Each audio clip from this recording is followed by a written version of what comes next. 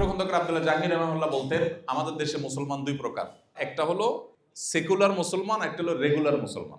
Secular মুসলমান বলতে secular শব্দের আপনার প্রচলিত অর্থ উনি বোঝান নাই, ওনার একটা আলাদা মিনিং আছে। উনি বলেন যে সেকুলার মুসলমান বলতে আমি বুঝাতে চাচ্ছি যে ঠিক আছে নামাজ কালাম পড়ি, দাড়িও রাখি, টুপিও রাখি, বাট আচরণটা খুবই নোংরা, বইয়ের হক নষ্ট করি, প্রতিবেশী হক নষ্ট করি, চান্স পেলে কারোর জমির আইল ঠেলে দেই, চান্স পেলে কারোর আমার সহকর্মী তার ব্যাপারে বসকে ভুল তথ্য দিয়ে তার ব্যাপারে বিভ্রান্ত করে দেই, ভালো সাজার চেষ্টা করি, মুনাফিকি করি, চান্স পেলে কোম্পানির ফাঁকি দেই, চান্স পেলে ভোক্তার ফাঁকি দেই, অর্থাৎ আল্লাহর ভয় নেই, বাট আমি নামাজও পড়ি বা মাঝে মধ্যে নামাজ পড়ি। এটা হলো সেকুলার মুসলমান, কিছু পার্টে ইসলাম আছে, কিছু পার্টে নাই। আর রেগুলার মুসলমান হলো সিরিয়াস মুসলমান, যার জীবনের সবকিছুকে সে আল্লাহর সামনে সমর্পণ করে দিয়ে বলেছে ইন্না সলাতি ওয়া নুসুকি ওয়া মাহইয়ায়া ওয়া মামাতি লিল্লাহি রাব্বিল আলামিন। আমার সালাত, আমার কুরবানি, আমার হজ, আমার জীবন এবং আমার মরণ সবকিছু আল্লাহর শানে আমি সমর্পণ করলাম, এর নাম মুসলমান।